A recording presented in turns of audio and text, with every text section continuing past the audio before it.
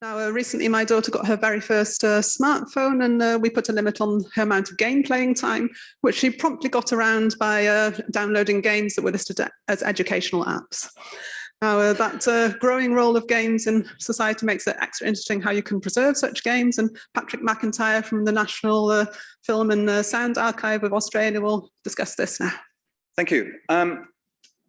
Just to begin with, in Australia, it's customary to start talking at an event like this by acknowledging the traditional owners and custodians of the land that we meet on today. And in Australia, of course, that's the many Aboriginal and Torres Strait Islander cultures across the continent. I consider it a privilege to be a guest and a visitor here in South Africa. And I don't know enough about South African history, but I know that there are parallels with the history of Australia. And so if I may, I would also like to pay my respects to the traditional owners and custodians of the land that we meet on today.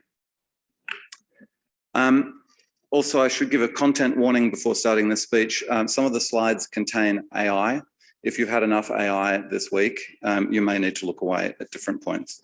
You should be able to spot it when it happens. Okay, so I'm at a media archiving conference to talk about video games, but first I want to tell you a story about a movie. In 1906, a guy called Charles Tate and his friends made a movie called The Story of the Kelly Gang.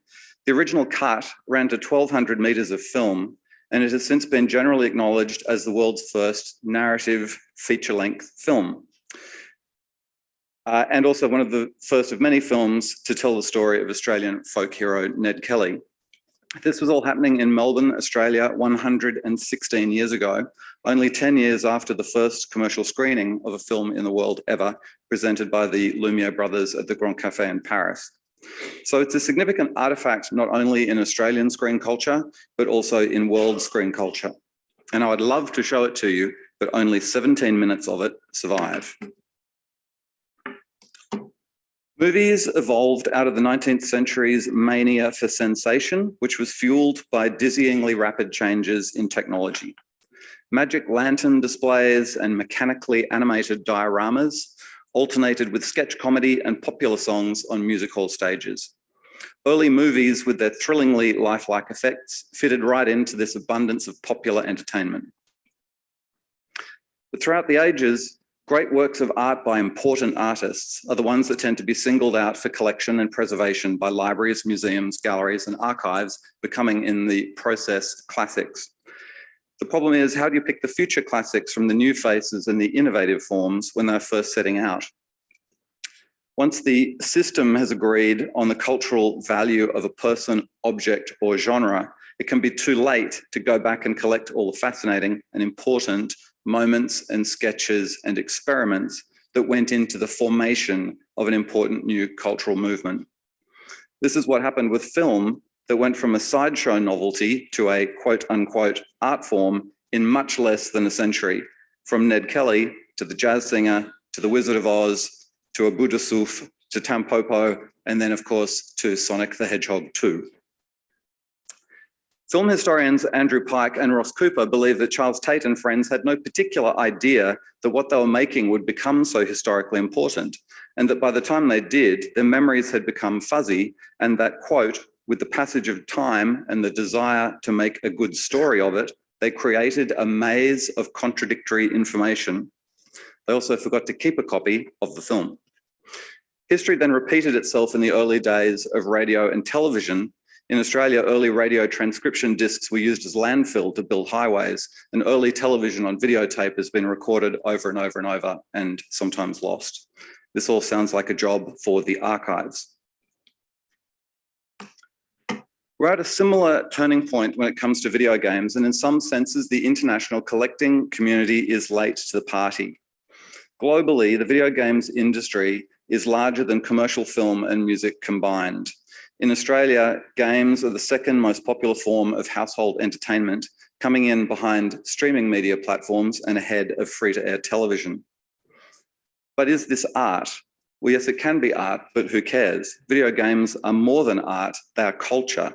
Games are for entertainment, stimulation, and challenge, but increasingly for social connection, mental health, motivation, education, and training. We're not talking about teenage boys locked in their bedrooms shooting aliens anymore. Over 1 decade in Australia, the average age of a gamer has risen from 25 to 35 years. Every year, Australia's Interactive Games and Entertainment Association, IGEA, publishes its Digital Australia report. The report for 2022 shows that 49% of parents surveyed said that they play online games with their children, with the leading reason being it's fun for the whole family to connect. Games are increasingly becoming the cultural hearth of the home, just like the radio in the 1940s, TV in the 1960s, and the VCR in the 1980s. Games are also having profound cultural impacts on a deeper level, challenging and stretching the foundational notions of storytelling itself. Storytelling has long been dominated by the 3-act narrative, which pervades all sorts of communications, from letters to novels to songs to memos, and in fact, this presentation. The beginning, the middle, and the end. A 3-act structure aids memorability and dates right back to our past as an oral culture. A game offers a world and a set of possibilities, but it's largely up to the player to determine the structure, duration, and content that they draw from it. It's sort of fun and a novelty now, but it's potentially rewriting our brains and the way we'll communicate in the future. The Quarry, which came out a couple of months ago, is a new video game inspired by 1980s slasher films. So it's inspired by cinema, but it offers an enormous amount of player choice, providing thousands of branching narrative paths and 186 unique endings. Other games, like the Australian-developed The Forgotten City, take the video game concept of losing a life and starting over again and build it into their narrative structures. And also, yes, why not? Video games are art, and many are or will become classics. I remember the first time a friend showed me how to play Myst in 1993, and I thought, like many other people at the time, wow, this video game is so cinematic. Cinema was the paradigm for visual splendor and intrigue, but games now offer a wider and more nuanced range of aesthetic experiences than cinema. The resolution of the graphics doesn't always match it, but that's what our imaginations are for. Arguably, in the 1990s, television grabbed cinema's lead as the pace setter for narrative energy, and the emergent habit of multi-hour TV binge watching in some ways prepared us for the immersive and durational nature of gameplay. But the difference between Squid Game and Grand Theft Auto Online is that with Squid Game, the story stays the same no matter how many times you play it. There's no definitive locked-off experience of a game, which makes them compelling and also makes them a new frontier in human storytelling. Although some games have in fact already mutated backwards into 3-act narratives, which brings me back to Sonic the Hedgehog 2, which incidentally grossed $404 million at the box office worldwide. It's telling, I think, that cinema once looked to classic novels for blockbuster stories, and now it's Street Fighters, Super Mario Brothers, and Angry Birds. The Angry Birds movie, in case you're interested, took $352 million worldwide. These days, one might say, wow, this cinema is so video game. So video games are completely webbed into contemporary culture, but where are all the archives? Here's an archive. It's the National Film and Sound Archive of Australia. We started out in 1935 as a collection held by the Commonwealth National Library, and we became a national cultural institution in 1984. It's founded pursuant to an Act of Parliament, which sets out its functions, and in brief, they are to collect all forms of audiovisual materials. So we collect film and television, radio and music, broadcast media, artistic and scientific recordings, and games and born digital materials. We also collect other physical artifacts and documentation that help contextualize the materials, such as costumes, scripts, entertainment hardware, posters, set pieces, etc. In the Act, I know this is a bit dull, but go with me. In the Act, audiovisual programs are defined as aggregates of sounds and or images. And there is a further definition of a screen production as meaning an aggregate of images and sounds in any material that can be viewed on a screen. 1984 was a much simpler time, and I suspect that back then they were imagining screen productions as being film and TV, maybe rock clips and the news. Whereas today, screens are just as likely to make us think of mobile devices and computers. There's FIAT happening in Australia. In the 1980s, computers were a thing that audiovisual archivists did their audiovisual archiving work on. They weren't actually things that made audiovisual artifacts for them to archive. While video games did exist in 1984, and the Australian industry had already existed for 4 years, they were more connected to a very separate computing industry than they were to the existing entertainment industries of the time. And games were in fact generally referred to as computer games. The convergence of hardware, computers with TVs and tablets, is tightly wound up with the evolution of games as cultural artifacts. Games were also yet to acquire the kind of cultural cachet that generally signals what we might call significance, in the same way that early films and TV shows were once seen as being culturally disposable. The first two games developed and published in Australia were unlicensed clones of Pac-Man and Space Invaders called Gobbleman and Super Invasion. And like Charles Tate and Ned Kelly, certainly their creators didn't think that they were creating anything of any particular significance. But the momentum has built, more people are playing, games are diversifying, and computers left the labs and entered the living rooms of Australia. So games are indisputably aggregations of images and sounds combined in materials that can be viewed on a screen. The NFSA had already started collecting games in a sporadic way before my predecessor, Jan Muller, announced in 2019 that NFSA would begin collecting games in earnest. And the immediate reaction from our team was, this is really exciting. How do you do that? Excuse me. So by that time, 2019, many institutions were already collecting and exploring video games for museum exhibitions. The Videotopia exhibition started touring US science museums from 1996 and is now housed at the Strong National Museum of Play in New York. In London, the Barbican staged an exhibition called Game On in 2002, which is interestingly described on Wikipedia as being about the history and culture of computer games. In Melbourne, Australia, the Australian Centre for the Moving Image, or ACME, presented the Game Masters exhibition in 2012, and in Sheffield, the National Video Games Museum was established in 2015, claiming to be the world's first cultural centre dedicated to video games. The Museum of Modern Art in New York have just opened their first dedicated video games exhibition last month. Academic and public libraries around the world had been collecting games too, sometimes through existing audiovisual legal deposit agreements, but struggled with the technical complexity of games preservation, certainly when compared with books, and the new resourcing demands that competed with their traditional collecting responsibilities.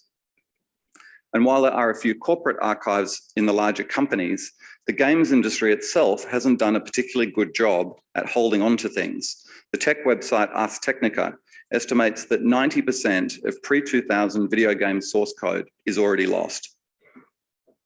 And of course, corporate archives don't necessarily offer access to researchers, cultural workers, and the public.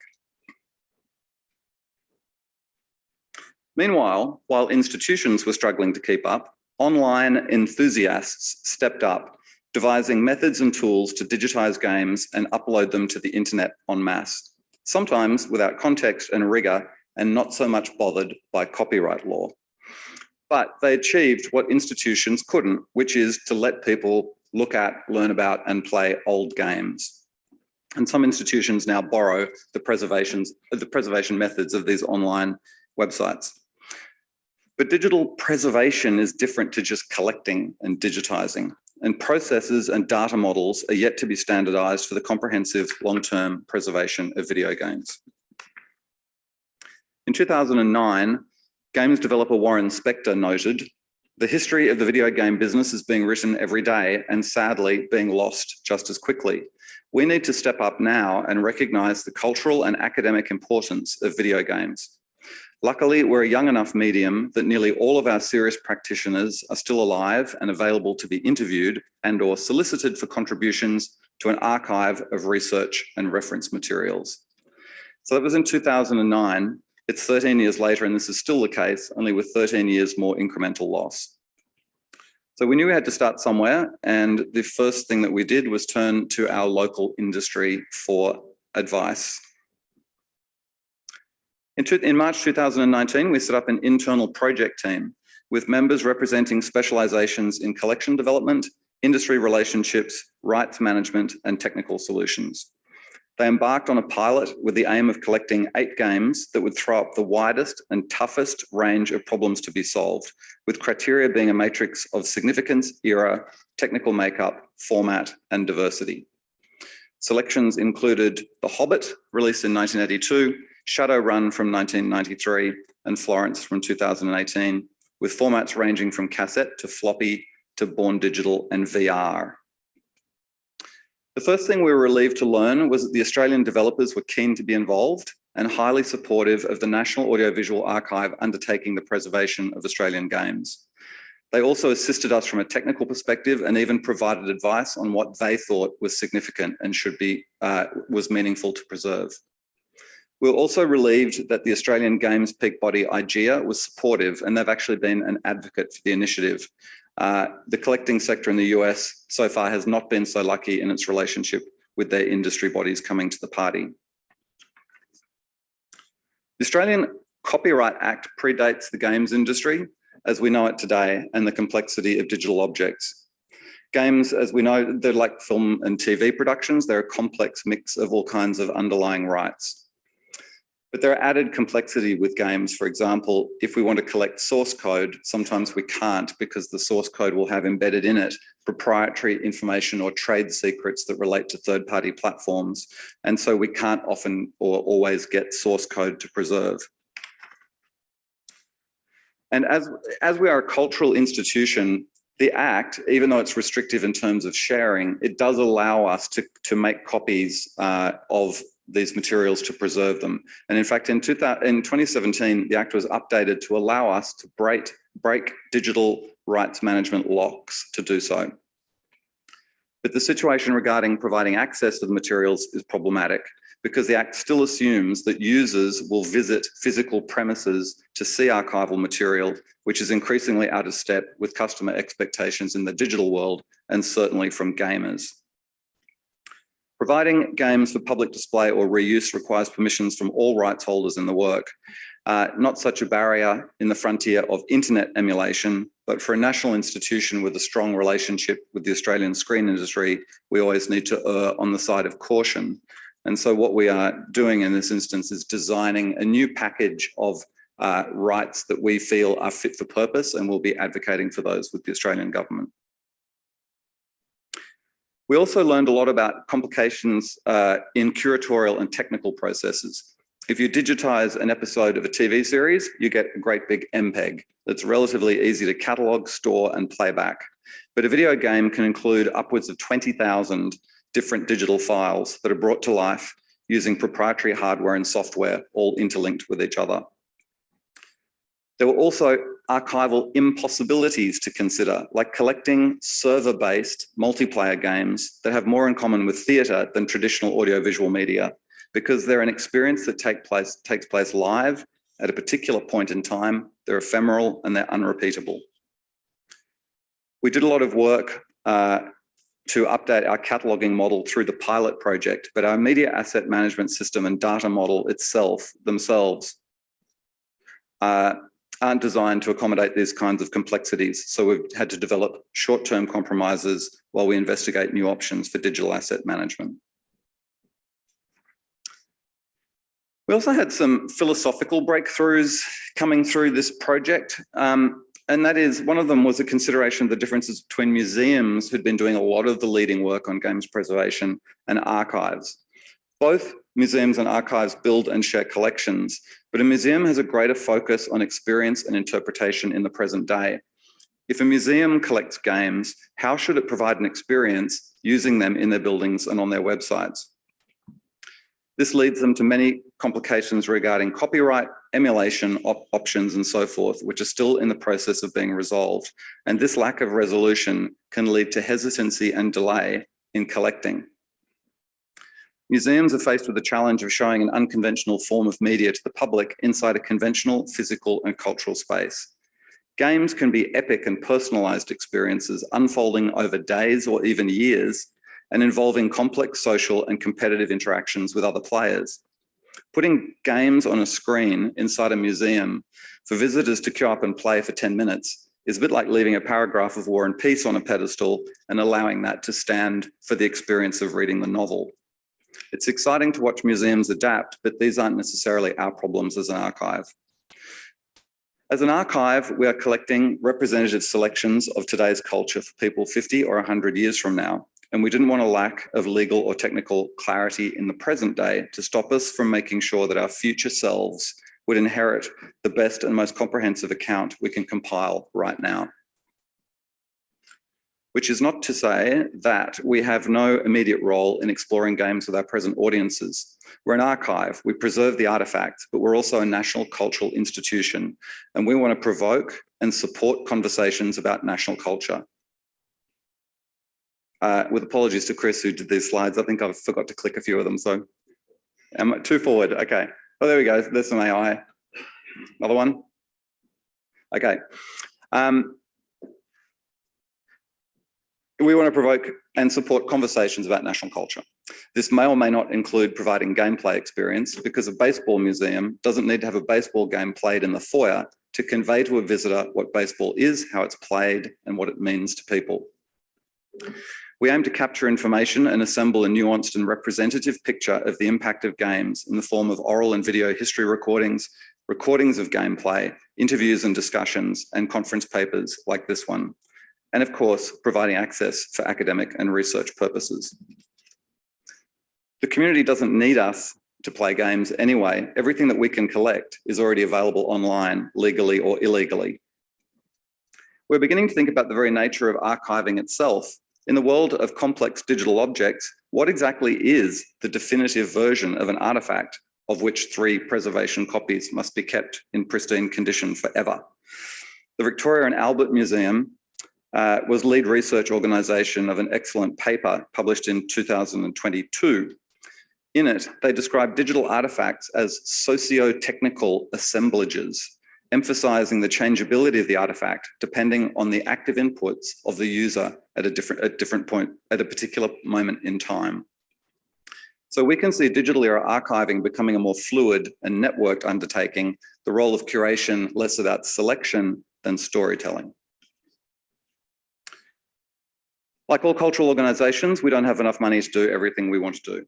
We made a public commitment to preserving Australian video games, but we had no new resources to do that with. As part of a recent strategic review, we reallocated existing budgets to fund a grand total of 1 role now dedicated to games curation, which is Chris, who's here with me in Cape Town. This is a start, and even having 1 person on staff to carry this forward means that it keeps the issue alive and it keeps us challenged to engage with these issues. But at the same time, importantly, we entered into new agreements with Screen Australia, the Australian government screen investment body. And so Screen Australia has recently begun to offer funding for games alongside films and other screen productions. And we've been able to extend our deliverables agreement to games so that now games that are produced in Australia using government subsidy will automatically come into our archive, alongside other materials like gameplay videos, the soundtrack, related publicity and promotional material, etc. And from the middle of this year, producers of larger games will also qualify for tax offsets, and we have agreements in place with the government to take materials that have been produced using that form of investment as well. So these are ways that now, instead of having the curators having to go out and identify and negotiate with time-poor developers for each title, we now have a number of titles automatically coming into the collection through our relationship to funding bodies. A recent review by Inverse magazine of MoMA's new video games exhibition was titled, "Not Even the Museum of Modern Art Can Fix Gaming's Preservation Crisis." And if it's not clear from my talk so far, neither can the National Film and Sound Archive of Australia, at least not alone. The problems are many and varied and much discussed. The rate of change in this field suggests that many of the problems will be resolved soon enough, or they'll mutate into other ones. But meanwhile, we feel a sense of urgency in collecting and preserving what we can in an approach that some people call collect and hope, but we prefer to think of as collect and expect. The job calls for collaboration, not only between similar institutions trying to do the same things, but maybe new partnerships. For instance, commercial businesses in the future who want to remaster and reissue classic games might need the collections of public institutions like ours. This is how we already work with the music industry. Communities online are rapidly experimenting with online emulation, and we can learn from that. Technology companies are likely to be running digital asset management systems that could be exactly what we need to manage complex digital objects. This is a new field and might call for new types of collaboration. And beyond collecting, there are the fascinating conceptual horizons opening, the new nature of narrative, the definitive analog artifact versus the point in time digital experience, and even the metaverse, if that is a thing. We're aware that some associations have sprung up in some different territories, such as the Video Game Heritage Society in the UK, or VHS, which is a great acronym. We have a FIAT, we have a FIAF. We think it might be time for a FIAG, and we think that's an idea that we would like to play around with you. Thank you. Thank you very much, Patrick. Now let's make this game interactive. Do we have some questions from the room, please? Now, while you're switching into game mode, I have one question myself. You mentioned that there are games that are inspired by films. As an archive that has both films and games, have you thought about how you could display those links in the archive? No, but it's a good idea. Given that there is a game called The Hobbit and there is a movie of the same title, we could do more of that kind of screening things against each other. I think these are the sorts of opportunities that we're just trying to find the time to tease out more now. Maybe more a question for Chris than for you, Patrick, but is there any body of norms around or standards around game preservation already under development? And well, yeah, so there's a few organizations popping up, like we're a member of the Digital Preservation Coalition, but there's also the Software Preservation Network that some members of maybe here as well. So they have some working groups where they're starting to build standards for software preservation specifically. But yeah, it's a very unstandardized industry, I think, and a very secretive industry. So traditionally, companies aren't sharing methodologies and methods of doing things with each other. So it does place a lot of the pressure on, you know, institutions or our sector to standardize something that is very unstandardized. So there's some work that has been done, but there's a lot more work to be done. So then in the interest of time, I'm afraid we need to move on to our final presentation. If there are more questions, and I'm sure that you can grab Patrick and Chris during the break.